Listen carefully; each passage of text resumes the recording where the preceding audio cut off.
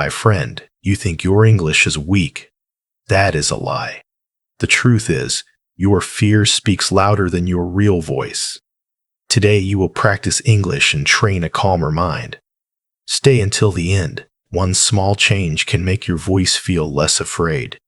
English Story Studio helps you practice English and face real life. Listen slowly and learn deeply. Maybe you know this moment. Someone asks you a simple question in English. You know the answer. You practiced it before. But suddenly, your mouth feels closed. Your heart beats fast. Your mind becomes empty. That moment feels painful. It feels like failure. But it is not the full truth. Your English did not disappear. Your fear arrived first. Today we will walk through 8 hard truths. You will learn why your voice feels small. You will learn why pressure blocks your words. You will learn how mistakes can train you, and slowly, you will learn to speak with fear present. Do not wait to feel perfect. Perfect is a trap. Calm practice is the door. We begin with this truth. Your fear speaks before your mouth. Before you say one word, fear starts talking. It says, you will sound stupid. It says they will laugh at you. It says, your accent is bad. It says, stay quiet. It is safer, but listen carefully. Fear is loud. Fear is not always honest.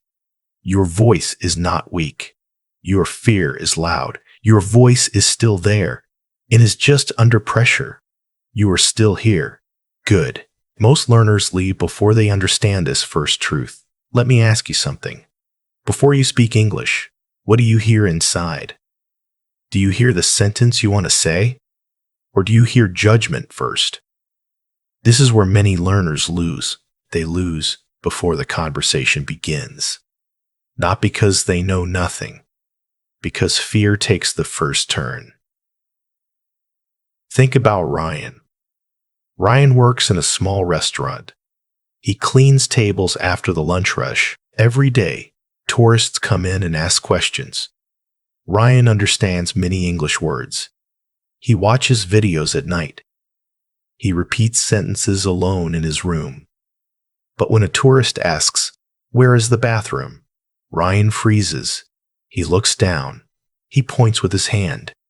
Then he feels ashamed all day. He tells himself, "My English is terrible." But that is not the real story. The real story is simple. Fear spoke before Ryan did. Now think about Maria. Maria works at a front desk. She also feels fear. Her hands get cold before she speaks. Her voice shakes in the first sentence. But Maria does one thing differently. She does not wait for fear to leave. She says short sentences. She says, "Please wait one moment." She says, "I will check for you." She says, "Can you say that again?" Her English is not perfect, but a force enters the room. That matters. Ryan hides his voice. Maria trains her voice. That is the difference. Stop. Be honest. Are you waiting for fear to disappear? That day may never come. You must speak before fear gives permission. Fear wants control. It wants the first word. It wants to decide your identity. But fear is not your teacher. Fear is only a warning sound. A warning sound is not a command. It is just noise. You can hear it and still move. My friend, your problem may not be vocabulary. Vocabulary means the words you know. Your problem may not be grammar. Grammar means how words work together. Your problem may be the voice before your voice. That inner voice says cruel things. It says you are too slow. It says your accent is ugly. It says other people are better. It says you should stay silent. But the inner voice is not always truth. A thought is not a fact. A fear is not a law. You are not a weak speaker. You are a learner under pressure. Say that slowly in your mind. You are not a weak speaker. You are a learner under pressure. When you see this clearly, shame becomes smaller. You stop blaming your whole self. You start seeing the real enemy. The enemy is not your English. The enemy is panic before speaking. Now, what should you do? Do not fight fear with anger. Anger makes the body tighter. Do not fight fear with shame. Shame makes the mind smaller. First, name the fear. Say, "This is fear speaking." Not out loud if you cannot. Say it inside your mind. Then choose one small sentence. Not 5 sentences. Not a perfect answer. One small sentence is enough. Finally, speak before the fear finishes. This is important. Fear grows when you wait too long, so you must act while it is still talking. For example, someone asks, "How was your weekend?" Fear says your answer will be boring. You answer anyway. You say, "It was quiet. I stayed home." That is enough. Someone asks, "Do you understand?" Fear says, "Do not admit it." You answer anyway. You say, "Not fully." Can you repeat? That is strength. Small, honest English is better than silent, perfect English. Silence teaches fear to stay in charge. Speaking teaches fear to step back. Be honest with yourself right now. How many chances did fear steal from you? How many simple sentences stayed inside your chest? How many times did you know enough but stayed quiet? This is painful to see. But it is also freedom, because now you know where to begin. You do not begin with a big speech. You begin before the first word. You begin with your mind. You begin by hearing fear and not obeying it. Your mouth follows your mind. If your mind says danger, your mouth closes. If your mind says training, your mouth opens. This is the first change. Speaking English is not danger. Speaking English is training. Today, when fear speaks first, answer it calmly. Say, "I hear you." Then say your sentence anyway. Say it slowly. Say it imperfectly, but say it. Because every spoken sentence leaves evidence. Evidence means proof. Your brain needs proof that speaking is safe. Not perfect, safe. One sentence is proof. One answer is proof. One small voice is proof. One small voice is proof. And when proof grows, fear becomes quieter, not gone. Just quieter. My friend, this is where the real practice begins. Not with long words, not with perfect grammar. It begins when your fear speaks first and you speak second. In the next part, we go deeper. You will see why your mind freezes under pressure, and you will learn why that freeze is not stupidity. Your fear speaks before your mouth. That was the first truth. Now we go one step deeper. Sometimes your mouth opens, but your mind stops. You know the words. You know the answer. But nothing comes out. Then you think, "I am stupid." That is another lie. You are not stupid. You are under pressure. Pressure means strong stress in one moment. Your brain feels danger, even when danger is not real. So it protects you. It slows down. It becomes too careful. This is why simple words disappear. Not because you are empty, because your mind is full. Full of fear. Full of judgment. Full of pressure. Think about Emma. Emma is a nurse in a busy clinic. She studies English after work. She knows many useful phrases. She can read them clearly at home. One day, a foreign patient asks her a question.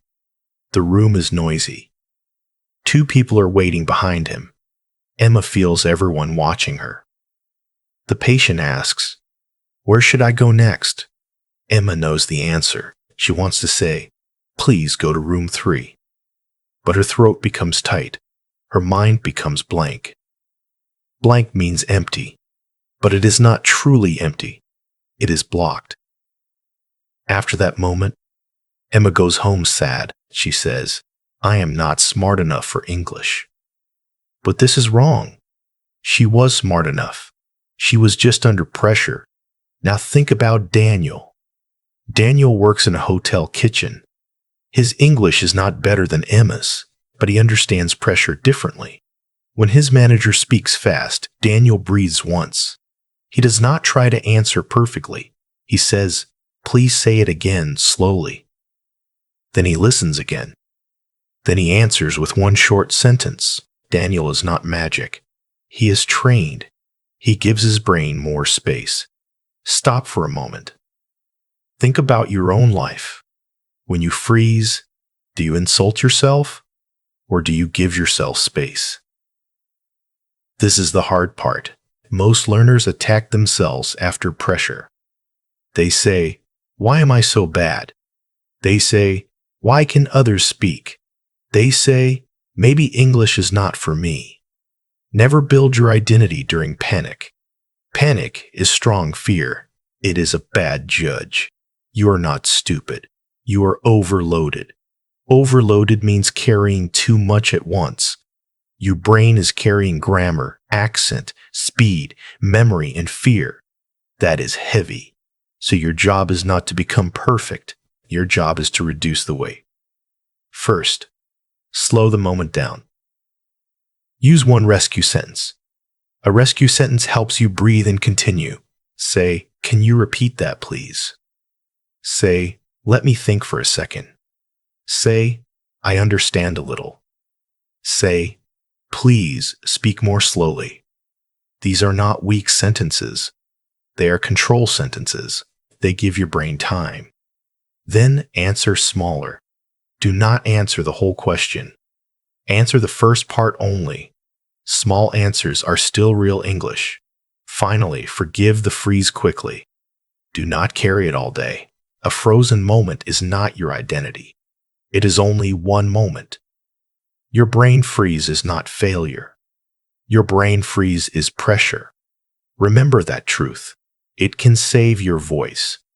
Now we move to a deeper pain because pressure is hard, but shame is heavier. Shame makes simple words disappear.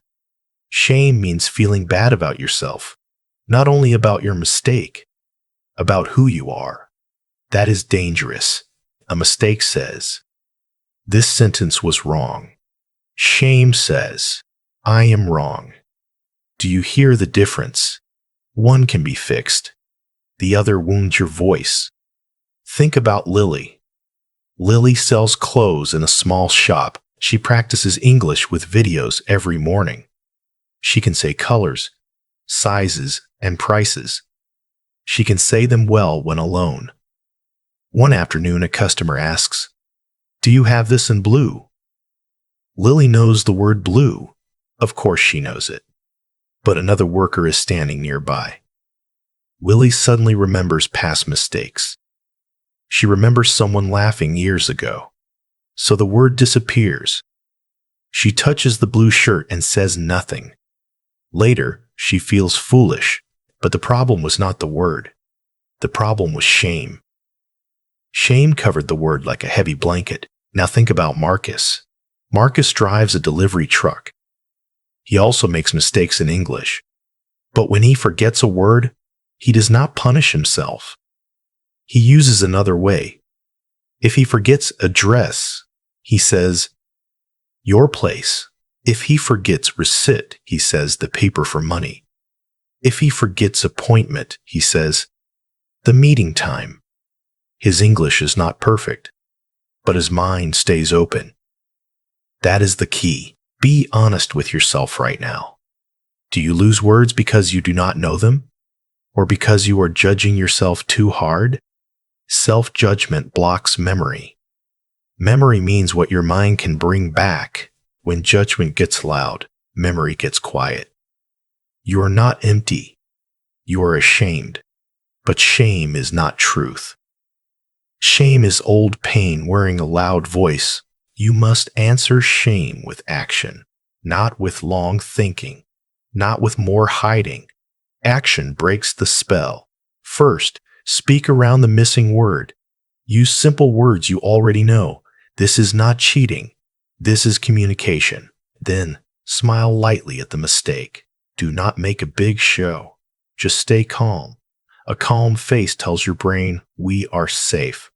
Finally, repeat the missing word later. Practice it 3 times after the conversation. Do not punish yourself. Train yourself. This is how shame loses power. You do not argue with it all day. You prove it wrong with small practice. You are still here. Good. The next truth can change how you see every mistake, because a mistake is not danger. A mistake can become training. You have stayed with this lesson. Good. Now we reach a truth most learners need. A mistake is not danger. A mistake can become training. Many learners treat mistakes like fire. They touch one wrong word and jump back. They say one wrong sentence and feel shame. Then they stop speaking for days. That is how fear wins. But speaking English is not a test every time. It is training. Training means practice that makes you stronger. A mistake is not danger. A mistake is information. Information tells you what needs more practice. It shows the next step. It does not prove you are weak. It proves you are trying.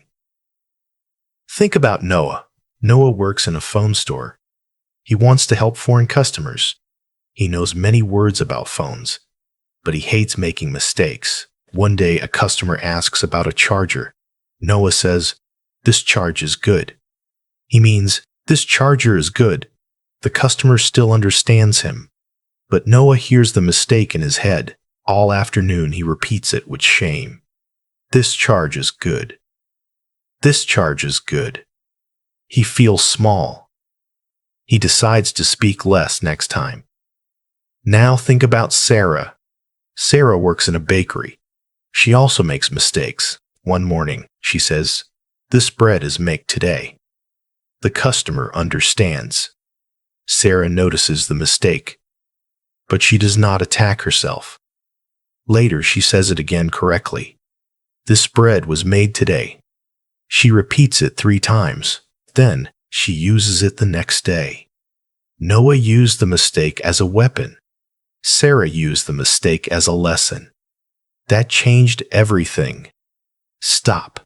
Be honest. What do you do after a mistake? Do you train or do you disappear? Most learners disappear. They leave the conversation inside their mind. They replay the pain. They forget the lesson. But you must become different. When you make a mistake, stay near it. Not with shame, with attention. Attention means calm focus. You look at the mistake and learn. You do not turn it into your identity. You are not a failed speaker. You are a speaker in training. This one sentence matters. A speaker in training makes mistakes. A speaker in training repairs mistakes. A speaker in training returns tomorrow. Mistakes feel dangerous because your body reacts. Your face gets hot. Your heart moves fast. Your mind says, escape. But there is no real danger. Nobody is attacking you. Nobody is taking your future. Nobody is closing the door forever. A wrong word is not a wound. A wrong word is a signal. So here is the practice. First, notice the mistake without drama. Drama means making it bigger than it is. Say inside, "I found something to train." Then, correct it later. Do not always correct yourself in the middle. Sometimes that breaks your flow. Finish your sentence first. Finally, repeat the correct version. Say it slowly. Say it clearly. Say it again tomorrow. This is how mistakes become muscle. Muscle grows from repeated use. Your speaking grows the same way. You cannot become fluent without mistakes. Fluent means able to speak smoothly. Smooth speech comes after rough practice. There is no other road. My friend, fear wants a mistake to mean stop. Training makes a mistake mean continue. That is the new rule. Now we move into something practical. You do not need big speaking first. You need small speaking first. Speak small before you speak big. Many learners wait for a big moment. They imagine a perfect conversation. They imagine speaking for 5 minutes. They imagine sounding calm and smart. But they avoid small practice today. That is the trap. Big confidence is built by small proof. Small proof comes from small speaking. You are not waiting for courage. You are building courage. Courage is not a feeling that falls from the sky. Courage grows when you keep promises to yourself. Small promises. Daily promises. Think about Jake. Jake works in a warehouse. He lifts boxes before sunrise. He is tired after work. He wants better English, but feels behind. Every night he says, "Tomorrow I will practice." But tomorrow becomes tomorrow again. He waits for a free hour. He waits for more energy. He waits for the perfect plan. The perfect plan never comes. Now think about Olivia. Olivia cleans offices in the evening. She is also tired, but she chooses small speaking. Every morning, she speaks 3 sentences. She says what she will do today. She says what she feels. She says one thing she wants. At first, her voice sounds strange. She laughs quietly. She feels embarrassed, even alone. But she continues. After 2 weeks, something changes. Her mouth moves faster. Her fear becomes softer. Her English feels closer. Her English feels closer. Not perfect. Closer. Let me ask you something. Are you refusing small practice because it feels too simple? That is pride hiding inside fear. Simple practice is not weak. Simple practice is powerful. Small speaking is not small progress. Small speaking is the beginning of freedom. You can start with 1 minute, 1 honest minute, no audience, no camera, no pressure. Say, "Today I feel nervous." Say, "I will work and practice." Say, "I made a mistake yesterday, but I will continue." These sentences are simple, but they train your mouth. They train your brain. They train your identity. In the next part, we continue this practice. You will learn how private speaking builds public strength, and that quiet work may change your voice forever. In the last part, you learn this truth. Speak small before you speak big. Do not wait for a perfect conversation. Build your voice with small daily proof. Now stay with this. Small speaking must become a habit. A habit is something you do often. It becomes part of your normal day. Many learners make speaking too heavy. They think practice must be long. They think it must be serious. They think it must feel impressive. That is why they stop. Your practice does not need to impress anyone. It must repeat. That is the secret. You are not lazy. You are using a plan too heavy to carry. A heavy plan breaks quickly. A small plan can survive real life, and real life is where you must train. Maybe you work all day. Maybe you study at night. Maybe your family needs you. Maybe you feel tired often. I understand. Life is not easy. But 1 minute is still possible. 3 sentences are still possible. A quiet voice in your room is still possible. First, choose one time. Morning is good. Night is good. After lunch is good. The best time is the time you repeat. Then choose one simple pattern. Say what happened. Say what you feel. Say what you will do next. For example, say this. Today was difficult. I felt nervous, but I continued. Tomorrow I will speak again. That is practice. Do not laugh at it. Do not call it too small. Small practice is how the mouth becomes ready. Most people skip this step. Do not be most people. They want public confidence without private training. That will not work. Your private voice builds your public voice. Private means alone or away from other people. Public means in front of other people. Your public voice begins in private rooms. This truth is quiet, but it is powerful. You are not invisible. You are preparing in silence. Think about Chris. Chris works at a gas station. He meets many customers every day. Sometimes they speak English. Chris wants to answer clearly, but Chris never practices alone. He only waits for real situations. Then real situations feel too strong. His body gets tight. His words come late. After every mistake, he promises change. But he does not train before the next moment, so the same fear returns. Now think about Sarah again. Sarah works in a bakery. Before she speaks to customers, she practices alone. She talks while making coffee. She talks while walking to work. She talks softly in the mirror. She says, "Good morning. What would you like?" She says, "This bread was made today." She says, "Please wait 1 minute." At first it feels strange. She feels like a child. But she keeps going. Then one day, a real customer asks a question. Sarah feels fear, but her mouth remembers. That is the gift of private practice. Your mouth remembers before your fear controls it. Stop for a moment. Think about your own life. Do you expect your voice to work in public? But do you train it in private? This is the truth. You cannot ignore your voice all week, then demand courage in one hard moment. Your voice needs a place to grow. Private practice gives it that place. When you speak alone, you remove one pressure. Nobody is judging you. Nobody is waiting. Nobody is laughing. So your brain learns safety. It learns English can come from my mouth. It learns my voice can exist. It learns I can continue after mistakes. These lessons matter. They are not small. The world sees the public moment, but the private moment builds it first. A singer practices before the stage. A driver practices before the highway. A speaker practices before the conversation. Why should English be different? You must stop hoping your public voice appears by magic. Magic is not a plan.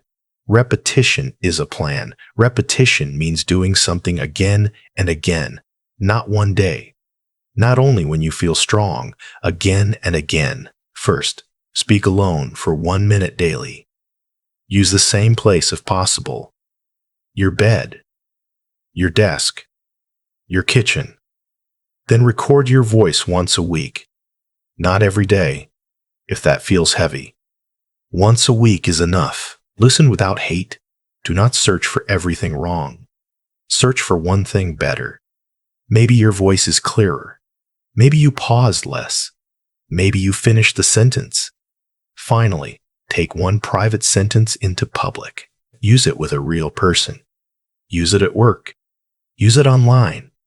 Use it in a small conversation. Private practice must touch real life. That is how courage grows, my friend. Your quiet room is not nothing. Your quiet room is a training ground. A training ground is a place where strength is built. One day people may hear your calm voice. They will not see the private minutes. They will only see the result. But you will know the truth. You built it when nobody watched. You have come far.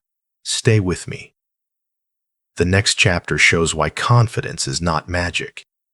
Confidence is proof, and proof can be built. You have come far. Do not stop now. The last truths are where this becomes real. Confidence is not magic. Confidence is proof. Many learners think confidence comes first. They think one day they will wake up ready. They think fear will leave forever. Then they will finally speak. That is not how confidence works. Confidence is built from repeated evidence. Evidence means proof that something is true. Your brain needs evidence before it believes you. You do not believe you can speak because you hope. You believe because you have spoken before, again and again, even when afraid. Think about Marcus again. Marcus drives a delivery truck.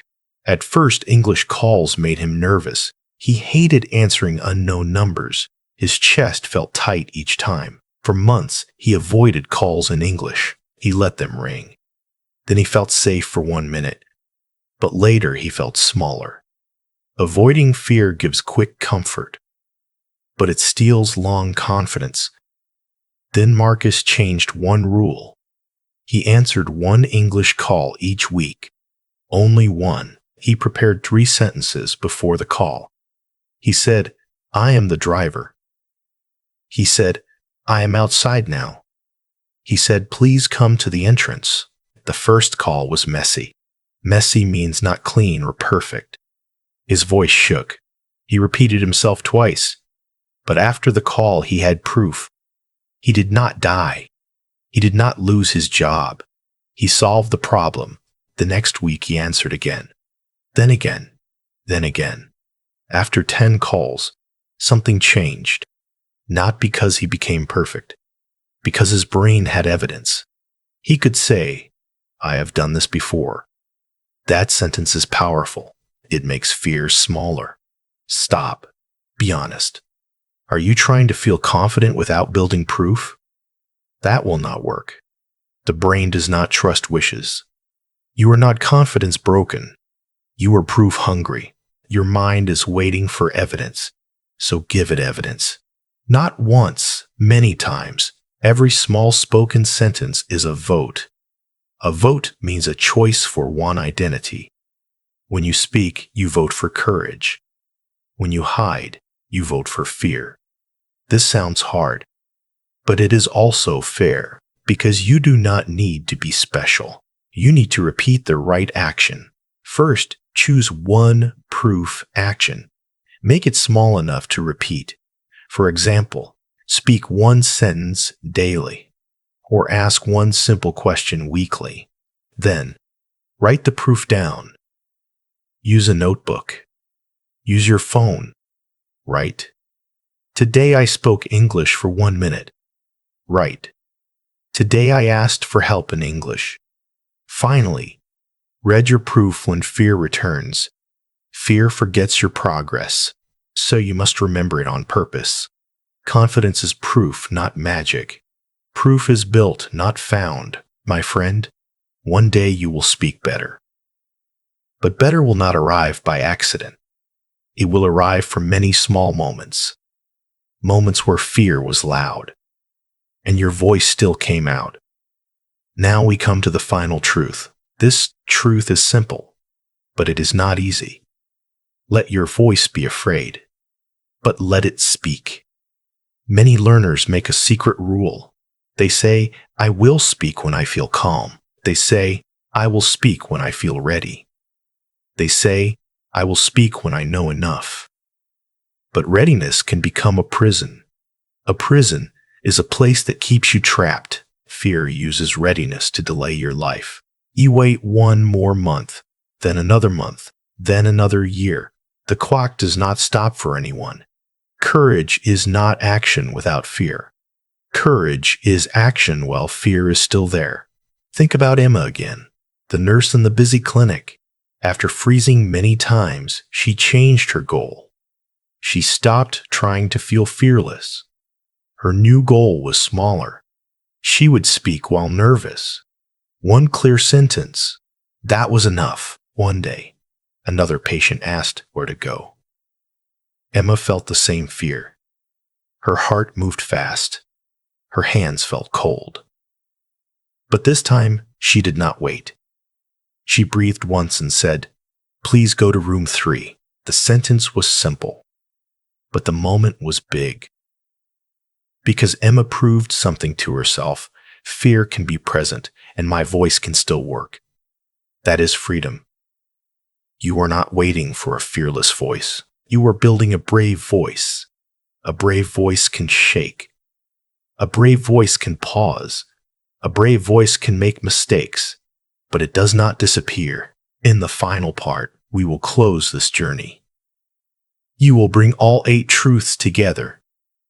And you will leave with one clear promise to your voice.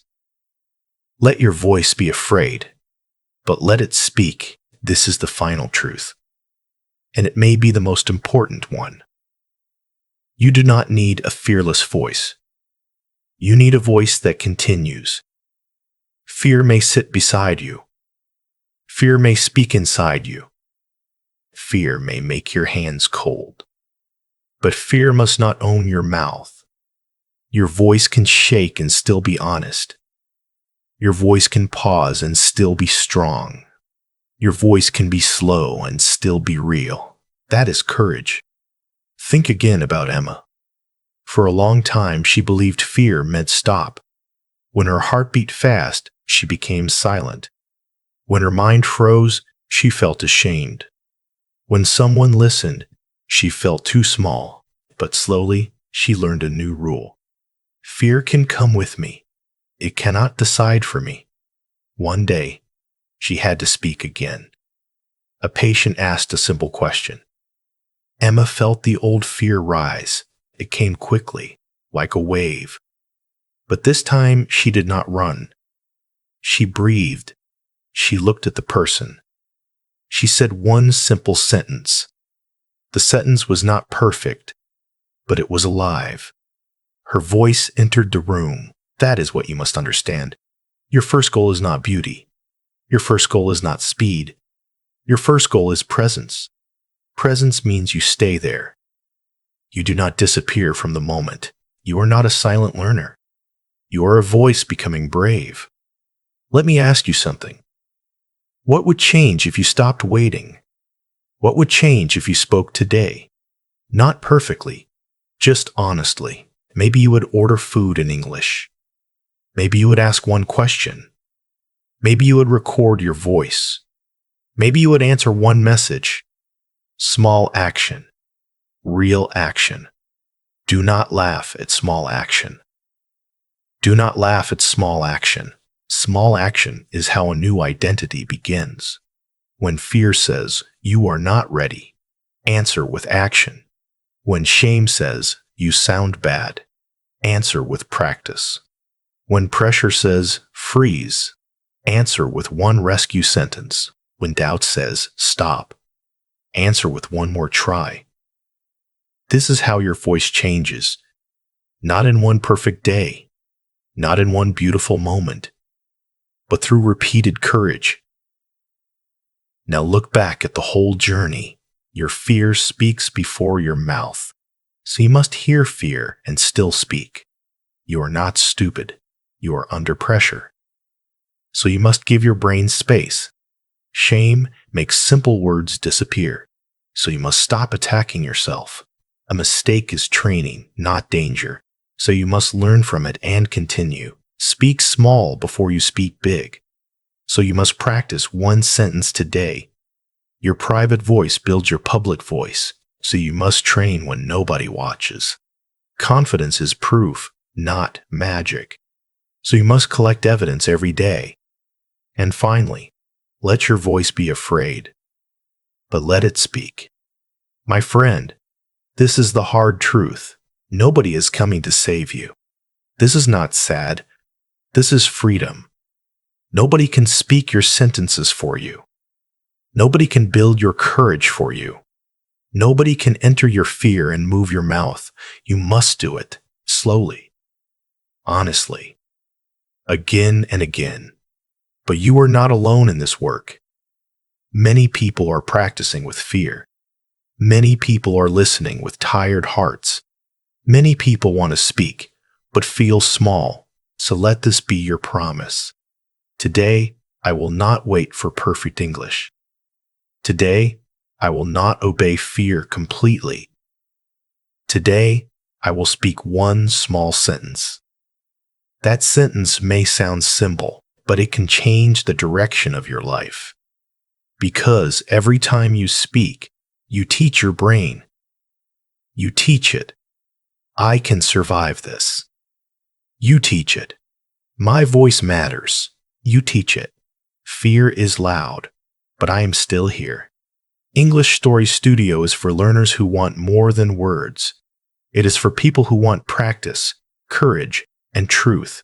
If this lesson spoke to you, comment one sentence today. Write the action you will take with your voice. Then subscribe and stay with this community.